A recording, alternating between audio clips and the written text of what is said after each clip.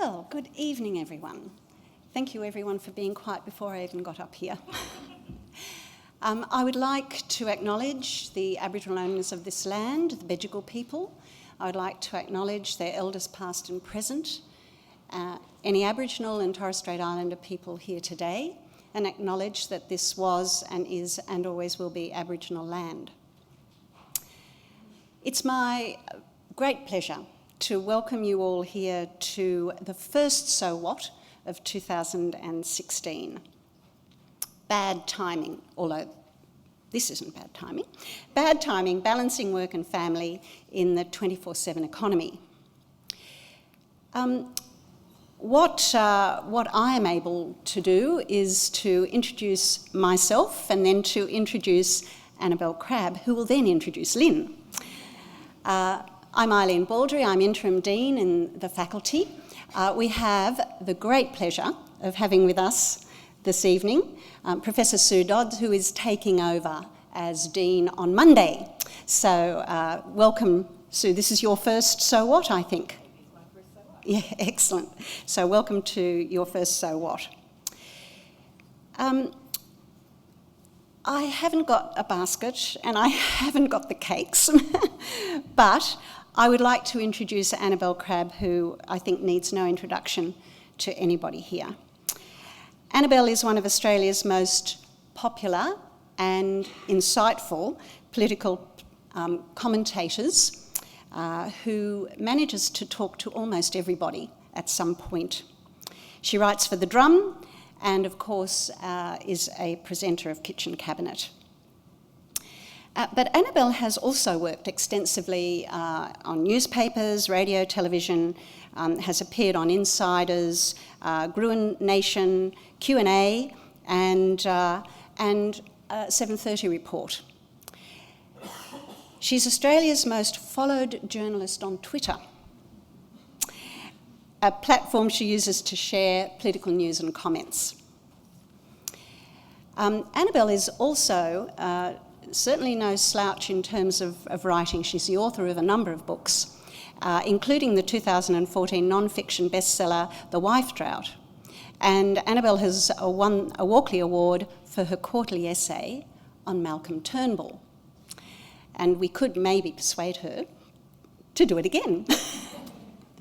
So, without further ado, I would like to welcome Annabel to the stage.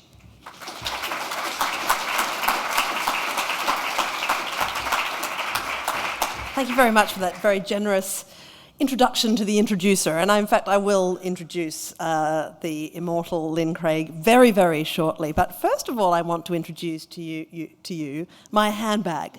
Now, it seems like a fatuous thing to insert into this otherwise sensible discussion, but my handbag is a microcosm of the modern workplace, I think. It contains notebooks, it contains phones, it contains chargers, it contains recorders, it contains all the tools of my trade. It also contains pairs of children's socks. It contains a latex glove that can be made into a child's hand puppet to entertain a bored child. It contains emergency lollies. It contains a single chopstick for reasons that are absolutely opaque to me. It is a half and half bag. It gets me through work and it gets me through all the things that I need to do to allow me to work in a productive way. Now, the interesting thing about my handbag is that it is not tax deductible. As the Financial Review reported a couple of weeks ago, briefcases are tax deductible because they are for work. Handbags are not tax deductible because they are lifestyle items. Now, to me, this captures something very central about the assumptions and presumptions that are made about what is productive and what is not productive in our society. It tells us a lot about the assumptions that we make about what is work and who is a worker. Now, because paid work has a long history of being paid, it is tracked, it is recorded, and it is recompensed. Domestic work, on the other hand, which accounts for the messier half of my handbag, is not tracked through payment. It is invisible to the recorded economy. This, to my mind, is a very unusual set of circumstances, because when I look at my handbag, I know that the half of it that deals with domestic issues is just as taxing to me and it involves just as much hard work as the half that services my professional life. How do we know about the work that is done in the domestic sphere? We only know about it when people make an effort to trace it, because we don't do anything so sensible as paying for it.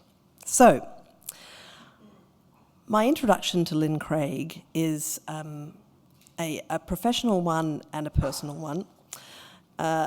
Let me list her academic qualifications. She is, of course, the Director of Social Policy Research Centre at UNSW Australia. She's an internationally renowned expert in time use research. She focuses on contemporary family and social policy, with emphasis on gender equity and social and economic participation. She is the recipient of numerous ARC grants. Recently, she received one of 12 professional-level ARC Future Fellowships for a project looking at social and economic productivity at both ends of the working age spectrum. She serves on the ARC College of Experts and on editorial boards, including the American Sociological Review. That is why this woman is a goddess in this world, right? Let me tell you why she's a goddess in my world. Because she is a counter of those things that are left uncounted otherwise. She fills a gap in our understanding about where productivity lies in this country. Who counts those hours? People like Lyn. And a full understanding of the way our society practically works would be impossible without the lifelong work of people like Lyn Craig. Journalists would be unable to write well-informed books about the modern workplace and how women interact with that workplace without the work of people like Lyn Craig.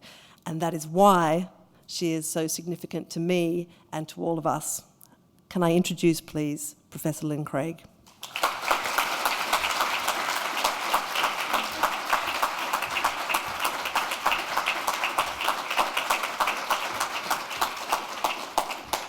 Thank you very much, Annabel, and thank you, Eileen, and thank you all very much for coming. It's lovely to see you all here, especially at this unfamily-friendly hour. I really appreciate it. I know a lot of you have put a lot of effort into coming. My colleagues both said to me this afternoon, break a leg, and I'm doing some sort of equivalent of that because I am actually developing a migraine headache.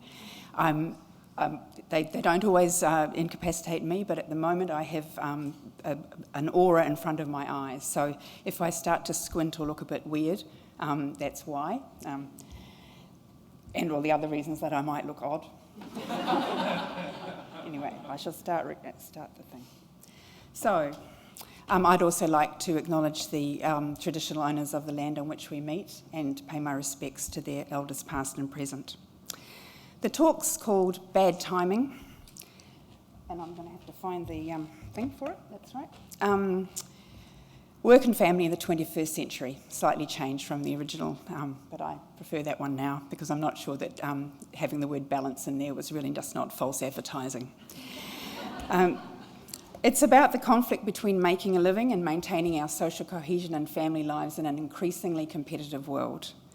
And this is an issue that affects all of us. We live it every day. It's our lives. But, as Annabel said, the spotlight is usually on the paid workforce. But we need enough time outside the workplace, not only for rest and recreation and to eat and exercise and keep healthy, but also to do housework, home maintenance, and look after children and elders and family members who are sick or living with a disability.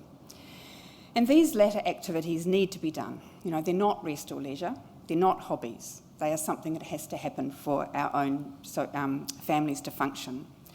And they're also work, what economists call household production. They work in two senses. They require time and effort, and they have productive outcomes. And if you added up what all this labour is worth, it amounts to about 40% of GDP. It's really large, it's really substantial. And in a macro sense, domestic work, paid work and domestic work can be seen as two parts of one whole total social organisation of labour. And they yield the same output. It really doesn't make much difference if you have a clean house, whether you clean it yourself or someone cleans it for you. Mowed lawn, raised children, cared for elders, it doesn't really matter which sector it's done in. The overall productivity is the same. But of course it makes an enormous difference in a micro sense to your bank balance.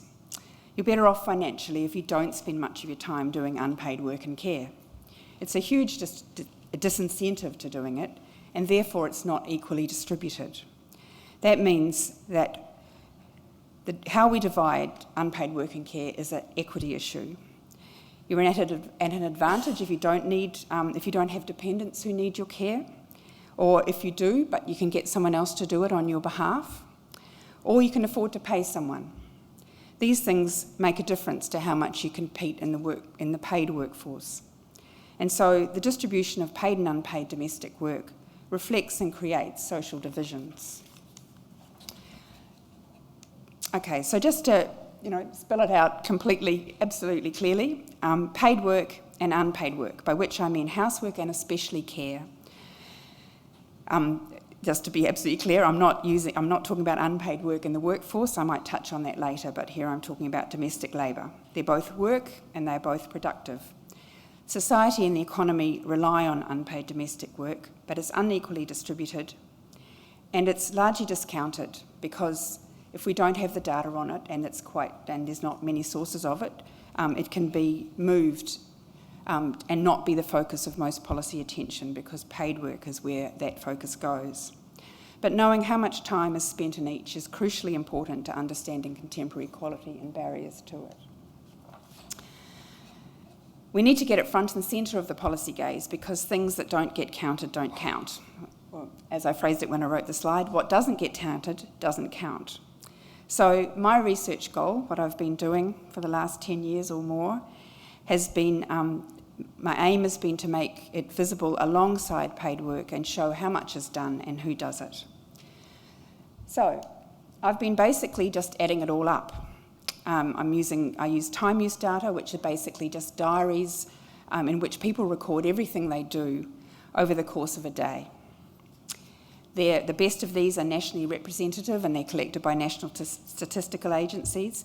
But the good thing about time use for my purposes is that it has everything we do on the same metric. So you can see if people are doing a lot of paid work, what are they not doing? What's being squeezed out? If you're working longer hours, do you get less sleep, or do you do less care, or how does that work out, and is it different for different people? It also has the huge advantage of historically in Australia collecting data from multiple household members. So you can see how the time of one member of a family affects the time of others. So most obviously in couples, if she works longer hours, does he do more care or not? Do they both work longer hours? Do they both get less sleep? How does it play out? Also, it's lovely that time is standard worldwide, and you can compare cross-nationally, and so you can see how we Australians compare with other countries. So I've been counting it up, trying to make it visible, trying to give some context in the hope that it's evidence that will be used in evidence-based policy formation. But that's been a bit disappointing to date, but I keep trying. The talk tonight, I'm going to summarise some of my work to date and show some of the work that I've done about how it's divided. Then I want to talk a bit about work I've done with colleagues on how what Australians do to manage work and family, and whether they help in reducing time stress or reducing workload. And I want to think about some issues in taking stock. It's been a very useful opportunity for me to think about how far we've come and where things might go next. I'll touch on policy issues along the way, and if I don't go through everything that I've set out there, I can give you more detail later. and also answer questions at the end. I'm now going to show you a series of data slides. Some of you will be familiar with my work, but it'll be new to others of you, and some are sophisticated data analysts in the time use sphere. I think Michael Bittman is here, so welcome, Michael. But many of you are not, so I'll try and make it clear as we go through.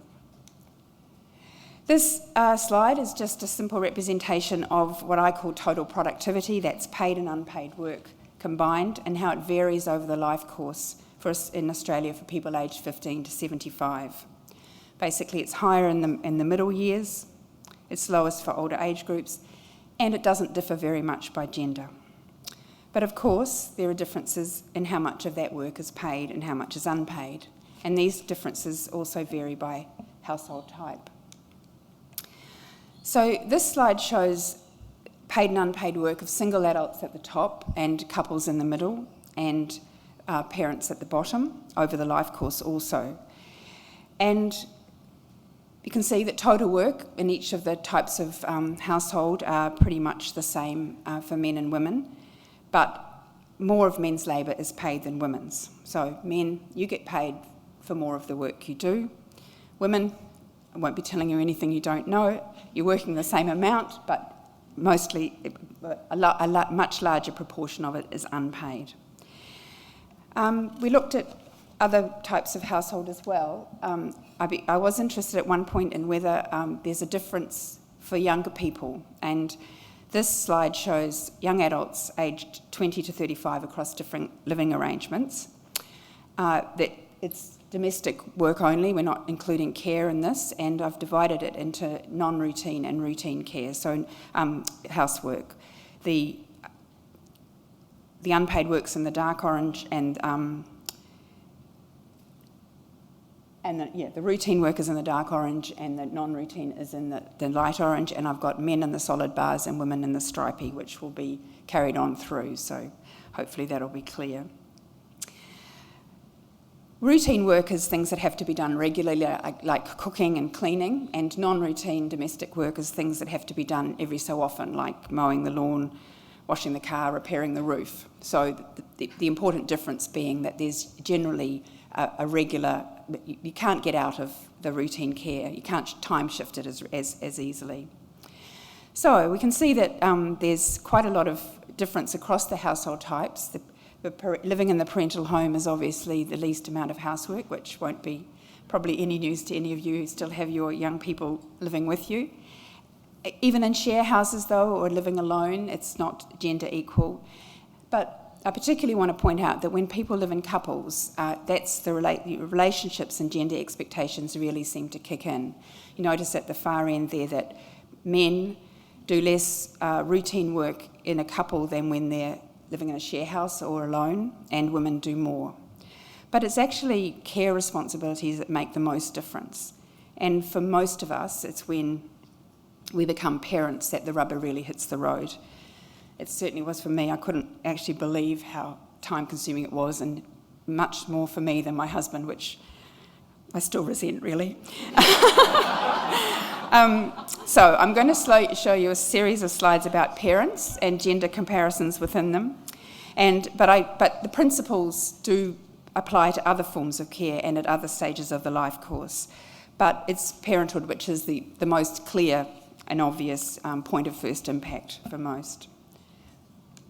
So this slide compares men and women with no children and parents with young children, and that's the time commitment to paid and unpaid work and how it's comprised. We've got paid work in the dark orange, domestic work in the light orange, and childcare in the grey. And there's more work to accommodate for both sexes. Childcare is added to the workload of fathers and mothers, but it's basically for fathers just added. When they become mothers, women also do more housework, and they average much less paid work. So care is obviously an issue for both, but there's more impact upon women. Yeah, I also wanted to say that when I was a young mother, I had an idea that I just was the only person that hadn't worked this out, didn't know how to make this be different. So this is the dominant pattern, so I now feel very much in the mainstream at least. But of course, this is Australia. And this slide is looking at these same people, parents with young children, across 7 countries. The extreme right of the male line and the female is Australia, and then we've got USA, Korea, Italy, Finland, Denmark, and France. And the point is that although there are gender differences in all the countries, this is an issue everywhere, the patterns are not uniform. And some countries see raising children and family care as a social concern, not just a private matter. And some have established a predictable path of social supports for families and women as they move through the life course. The Nordic countries are the ones that have the best reputation for this, and I have Finland and Denmark there as examples of those. There can be a year or more of paid parental leave that might be shared between mothers and fathers, and importantly, children are generally guaranteed a childcare place should they wish to use it. Often it varies sometimes by country, but in Denmark, for instance, it's at a year old. So you know when you have a child that you can have paid parental leave until you need childcare, which will be available and it will be affordable. So paid work hours vary too. In Finland, Denmark and France, the men's average working hours are much shorter than in Australia. The women's paid work, unpaid work, is very different in those countries as well than in Australia. But what I really want to point out here is that in Australia, childcare time is high, and not only for women, but also, relatively speaking, for men. Australian men's childcare is actually up there with Denmark and Finland. It's the little, the grey bits at the top of the bars. And if you look across, they're not that different. And these are countries in which they're supposed to have best practice in enabling fathers to be involved in care. But it points out that really, to the extent that women in those countries have a more equal gender division of labour, it's not really because the men are doing more, but because the state is doing more. It's being shared more. The social distribution of it is being shared. I just want to note that, Korean men's very high workload there, but look how little unpaid work they do, and also that Korean women have lower total workloads than Australian women. If you look at the height of the bars, you see that Australia is at the extreme end for both men and women. They actually have the highest combined total work of all the 7 countries, and a lot of those individuals live together, right? They're in households living together. So if we combine their workloads, it adds up to about a daily gap of 4 hours more than France, for example. And I think that's a really important thing for policymakers to know, because there's a lot of talk about increasing productivity by getting more people into the paid workforce. But if we want women to do that, and we also want men to do more unpaid work and care, what might that mean? Do we really want them to be working even longer total workloads? Or do we're happy with a trade-off between partners, which doesn't seem like such a bad outcome to me, but it might be a zero-sum game if the goal is national productivity. So we need to think about these things before we have policy solutions that might have unforeseen consequences like, we spin off the planet out of time stress. But also, I just want to note that it's quite difficult to swim against the tide where services are patchy. When I was a young mother, or mother of young children, I wasn't that young, I was really quite surprised at how undeveloped the Australian social system was. I thought, surely, we knew about this in the 70s, it'd be all worked out before it became a personal problem for me. But it was hard, there was no national maternity leave, it was hard to find childcare, it was very expensive, and there were tax disincentives for mothers to work. And it shaped our option. There was sensible route with this, and this was for me to stay at home and then go back to work part-time. And of course we now have paid parental leave, which is, absolutely excellent. The Labor scheme was put in, the Labor Party scheme was put in place in 2011, and it was designed to be 18 weeks plus top-up from employers if people were able to have that. But it's not even settled now, because measures to change that and to take away the option to top it up with your employer's scheme has been characterised as double dipping, like you're a welfare rorter, and that's still in front of the Senate, and we don't even have policy certainty for those who are pregnant now. Childcare is still expensive, it's hard to get, not particularly flexible, and is being tweaked, and there will be some changes to the subsidies, but certain groups are going to be less covered in that. For instance, it's going to be related to paid work, which means work search wouldn't be covered either.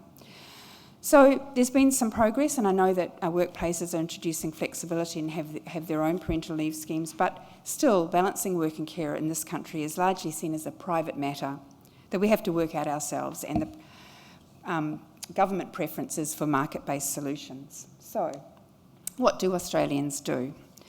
I'm going to just run through a body of work that I've done. It's quite ruthless and speedy. I am happy again to answer questions later. So this shows non-parental childcare. Obviously that's quite commonly used. Formal childcare is used by nearly 60% of young parents. It does hide a figure of, within that though, less than 18% use more than 21 hours a week of formal daycare. A lot of people use informal daycare, mix and match with family and friends, and that's quite a common thing as well. Surprisingly few outsource housework, hiring cleaners or gardeners, about 12%, and yes, I was surprised at the proportions. Gardening is actually quite high, cleaning is less so. Part-time work is particularly common in Australia. It's nearly 50% of young mothers use that. It's a very common response here. And self-employment, that's about 16% for both men and women, but those overall figures hide another slight difference, is that it's women who are mostly using it for DIY family-friendly measures to get flexibility that they might not get in an institutional setting. So they're less likely to employ others, and they're more likely to be own account workers. Working at home, much more common for mothers than fathers, again because they can probably combine unpaid work and care. And then we've got non-standard work schedules there, working evening hours or working weekends. This is, if I have any connection in here to the 24/7 economy, this is probably the most direct thing. It is quite common to be working outside normal hours in Australia, but the large numbers there, the large averages, proportions for the men is pretty much because of the long work hours. If you look at the bottom line, over 40% of the households in the samples that we've been using, the men work more than 50 hours a week.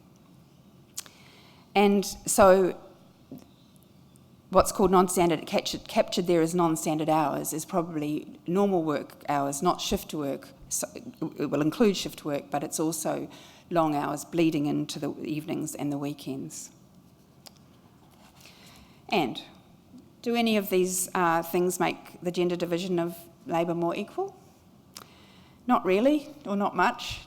I have given ticks to some because I like to reward the positive. And we do find that the gender division of labour is slightly more equal if you use non-parental childcare, because mothers do more work and less domestic work. They do a bit less childcare as well, but it's very much less than a one-on-one swap, obviously, because things still have to be done after you get home. You can, once you've got the kids, they still need to be fed and bathed and looked after. So there's a bit of time shifting involved in that. Domestic outsourcing relieves women of some unpaid work, and men too, with the gardening. And house painting too, maybe. I'm sorry, that's extremely traditional. Mothers working non-standard hours leaves men alone with the baby, and that's a great thing for bonding and getting some away time. But the other mechanisms actually have a negative effect on the gender division of labour, because they really help women do more unpaid work and care. And some actually mean men do more paid work and less unpaid work, as we saw with the non-standard hours being associated with that will mean that he is doing even less in the house because obviously working longer. And so, do any of the things reduce total workload? No. And that's because, of course, as I said at the beginning, one type of care takes over from another. If you think about part-time work, if mothers work full-time or part-time, their total workload is about the same. But because they're doing less paid work and more unpaid work. But it's full-time work that really brings the time stress. So the workloads might be the same, but it's the full-time work that really makes people heightened in their feelings of being rushed or pressed for time. Being employed full-time makes it much more likely that that's for everybody. It's true for single people and those in couples as well. But it's care responsibilities combined with full-time work which is the most stressful. So especially mothers working full-time with children under 5. So if that's you, extra thanks for coming out tonight. Over 90% of you are always time stressed. It's no picnic for fathers with young children either. Over 70% always time stressed. It gets a bit less fraught as children age, but it's still very high. Single parents are also more likely to be time stressed and to actually be stressed altogether. And the work conditions I discussed don't necessarily help with that either. For instance, using formal childcare adds to time stress because there's pick-up deadlines. You've got to be there at a certain time. And as I mentioned, the activities are shifted to the evening. I'm just going to comment that Annabel Crabb is leaving us now because she has to get home and write a book and raise some children. So thank you very much for coming, Annabel.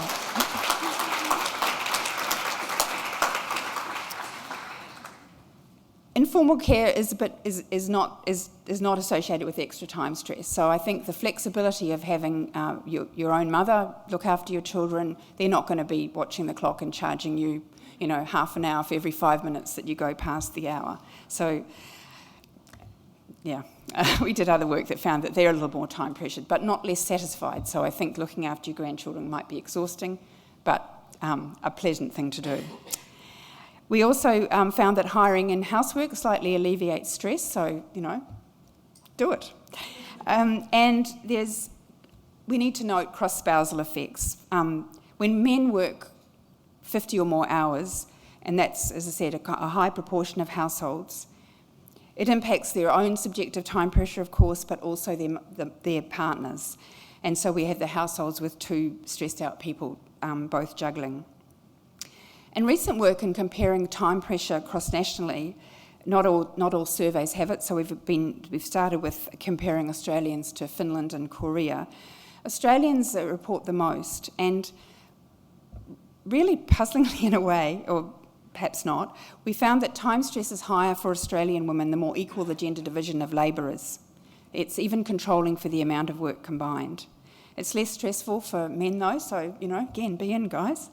It makes me think that perhaps equality comes with a stress cost when the services are unpredictable, because there was no stress cost for women in Finland, but there was in Korea.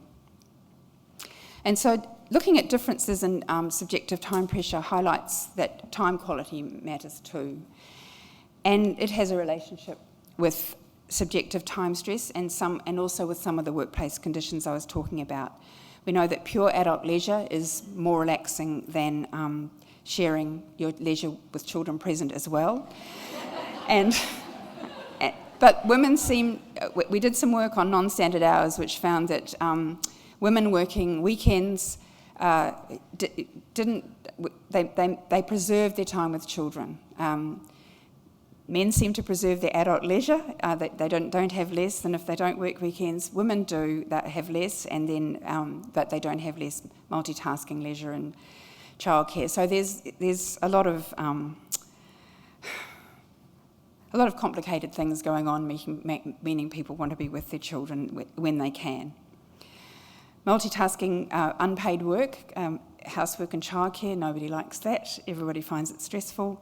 And the interruption and being constantly interrupted and switching from one task to another is also, it creates feelings of time stress. And that's of course, more a problem for everybody now as work is bleeding into our private time with phone calls and emails and that sort of thing. There's also differences in what parents do with children related to being the primary caregiver, thinking in a similar way to I was talking about the housework, the routine and the non-routine activities. So the physical care, the feeding, the bathing, the changing nappies, the travel too, the picking up and drop off is a higher proportion of women's time than men's, who a larger proportion of their time is shiftable things like talking, reading and playing. But I want to hark back to the cross-national comparisons that showed, that you Australian men are by no means shabby in terms of in world terms of an amount of childcare, because there's also evidence that the care that men provide is changing, and it's a little bit puzzling. It seems a bit counterintuitive, because at the same time as we are doing more and more paid work, more women are working, men are working longer, parents' time with children is also going up. Children are getting this worldwide, actually. They're getting more attention, and there's been a phenomenon of, they call it intensification of parenting, with concerted cultivation and educative and extension activities, which actually is showing up more with men in Australia than it is with women. So for the period over which we have national time diaries, mother's time has increased about 2 hours a week, and father's nearly 3.5 hours. And it's across all the activity categories, so the trend is for more involvement across the board. We don't have particularly recent national time use data because the slated survey to be done in 2013 was cancelled for budget reasons. But I expect that trend will have continued, and it would be really lovely to be able to document it and see what's being adjusted around it. I would hope for the time stress of the households that it would be a bit of paid work, bringing down the paid work if the care is going up. As it is, care spreads out to other stages of the life course, and stressed out young parents call on their own parents to help. So it really goes across the life course. I noted that grandmothers, grandparents are providing regular care while parents work, and that's a growing thing. They do give up leisure and sleep to some extent, but really important work done recently by my colleagues Myra Hamilton and Bridget Jenkins found that grandmothers are giving up or cutting back on their own paid work to allow their daughters to work. So that means that as more young women are working, care is transferring from younger to older women. And I wonder again about the overall productivity gains. There's talk about older women should be in the workforce, young women should be in the workforce, but if it's a transfer between them, then it's an illusory gain of total productivity. It goes across the up and down the generations. We know the sandwich generation, those of us caught between caring for children or grandchildren and caring for our elderly parents. And young people too are sometimes called on to care for family members who have a disability or illness if there is no one else available to help with that. And thinking about the whole life course suggests that the need to stand ready to care is lifelong. And it's thinking about the young carers, it's worth noting that the ability to call on the family depends on luck, really. Not everybody can. It's more for some people, but sole parents or low socioeconomic groups, for example, for whom childcare costs can be prohibitive, may need to call on their family. But what if you don't have extended family? You really have to do it yourself. And now Australia's lack of formal constraints, formal supports, constrains choices and underpins a social organisation of labour that rests on the assumption that the bulk of care will be provided unpaid by families. But there's a simultaneous assumption built into other policies that we're all on a level playing field, that this is all sort of a free choice. Because many of our social policies are theoretically gender neutral. But on a non-level playing field, gender neutral policies have extremely gendered outcomes. And I think the most obvious recent example is the Australian superannuation scheme. It presumes that people work steadily at high wages for 30 or 40 years. And how's that worked out? This isn't my graph, this is from Roy Morgan by way of Miranda Stewart from the ANU. And you might have seen something similar. Some of you may be working on it or facing the consequences personally. Women have about half the superannuation balances of men on average. And the care patterns which involve women across the life course, as young mothers, as older mothers, as daughters, as spouses, and would apply also to the men who provide care, means they're systematically disadvantaged in accumulating enough money to live on in old age. And this is what can happen when unpaid work and care is invisible or disregarded. It's actually the case that lower income men are not accumulating enough either. And, sorry. I'll need to let you see that because I've just talked about it and I was assuming it was something you were looking at. I'm sorry. We have the mean balance on this side close to me and the median balance on the other side, and either way you cut it, it's... Is the figure in brackets the percentage of the female of the male in those years? The 57.6 below 52.5 is 57.6, sorry, 52.5, 57.6% of 91.1. I'm not sure, I'm going to have to take that on notice. Okay. So I want to point out here, though, where do the dollars go? Nearly 40% of the tax concessions go to the highest decile of the earning range. And that's mostly high-income earners, mainly men who don't do much care or other unpaid work, while those at the other end, much more likely to be juggling work and family, pay higher tax than the normal rate. So there being, in addition to the already considerable benefits of being full-time in the paid workforce, there's this flow of money. And the reaction to this has become so obvious now that people, it really is becoming untenable.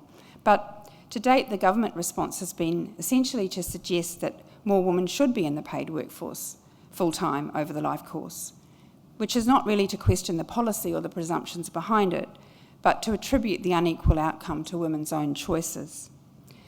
They should choose to work full-time and not take so much time out to care for the family. But as I've argued, our work-family supports in Australia are inconsistent, unpredictable and expensive to use. They make it hard to do things differently and share, etc., more equally. And we didn't get here on our own. Our social organisation of labour developed over time. Unpaid work and care undergird the economy. It should count. We who do it should count.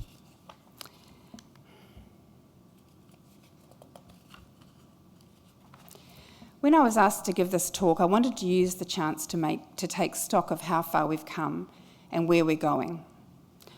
And I know it's customary to say that we've come a long way, but we've actually been stuck on this particular issue for quite a long time. There was a pay for housework movement in the 20s, and of course in the 60s and 70s, there was second wave feminism identified it too. It was presumed that these issues would age through as a problem, that there'd be generational change. As more enlightened young men were brought up by feminists, young women were more likely to be educated, to want employment and to expect equality. Workplaces would adjust, equal pay would mean gaps would disappear, and men and women could both make freer choices. But what seems to be happening is that we're all doing more, or trying to.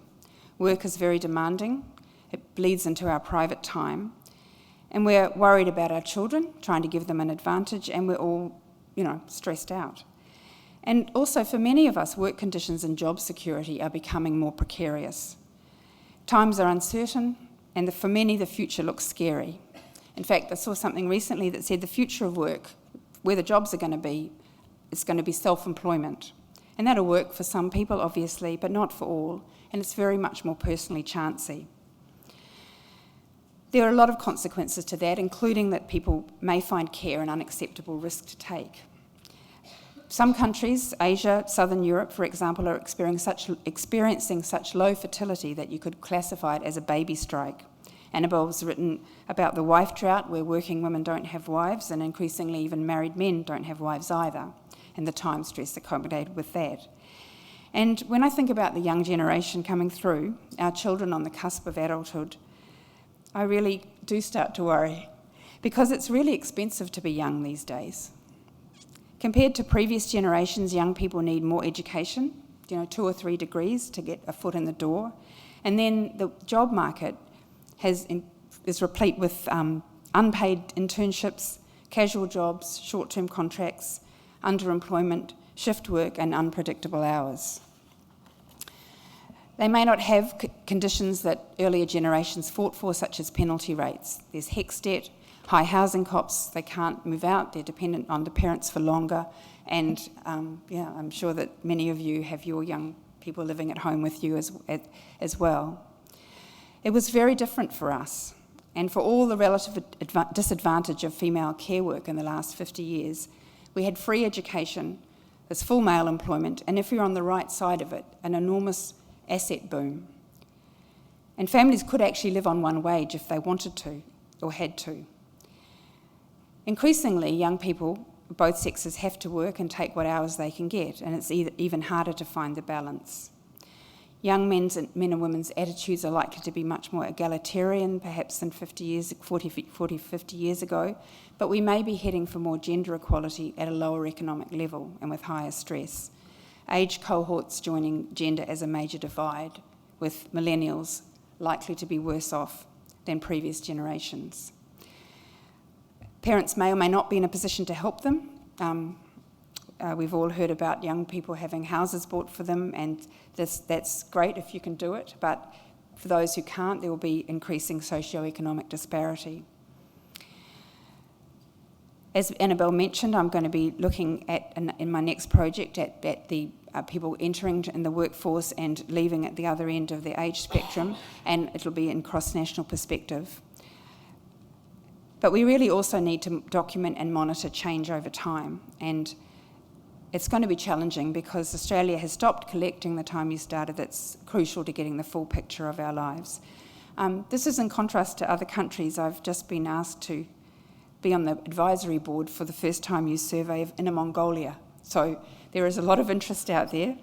And also in the UK, the Office of National Statistics will calculate and publish the value of unpaid work to the economy alongside the gross domestic product figures. But we're not collecting it, and I think there is some interest in getting these issues front and centre, the policy focus, but there is a little bit of step backwards, because in 2004 the established practice of federal governments producing a women's budget statement at budget time was discontinued. So, what now? I'm not sure if any of you are expecting that I would give tips on how to balance, turn work and family rather than this Jeremiad. But I can say, turn off your phone, relax about your children, don't worry so much. But really, my overall point is that this is a social problem and it really requires a social solution. There's a limit to what we can do individually. And I'd very much like to see direct and intelligent political focus on this. I'd like it to see as central to public debate as it is to our lives. And of course, as a researcher, I'd like to see the evidence base be more complete. But we also need the polity to want that evidence and to want to use it. Have it inform policy and then check how it works out through systematic evaluation. So I would be arguing at least to reinstate the time use survey, reinstate the women's budget statements, and in fact, introducing gender impact statements into all major policies and programs. And if into the future we're all expected to work full-time or be available to do so, make it a doable thing. Try and minimise the time and stress costs. Make work family supports comprehensive, basic social infrastructure. Don't just tinker around the edges. Let's have a reasonably lengthy paid parental leave scheme that people can know how long that is. When they become pregnant, they can know that will be available to them. And then there'll be affordable childcare. The rollout of the NDIS, that's very good too, and I hope that goes well. And we need aged care supports too. so that people can rely on these things and plan around them. It seems to me an underlay that's a necessary foundation if we're ever going to rebalance domestic work, and is a bedrock thing for workplaces upon which they can extend the work some are doing to make gender opportunities and outcomes more equal. I'd also like to see good physical infrastructure and some attention to housing policy and transport. We need livable, affordable cities in which people can be close to work and get home in time to see their loved ones. Let's not have this be even worse for the next generation. Really, time's up.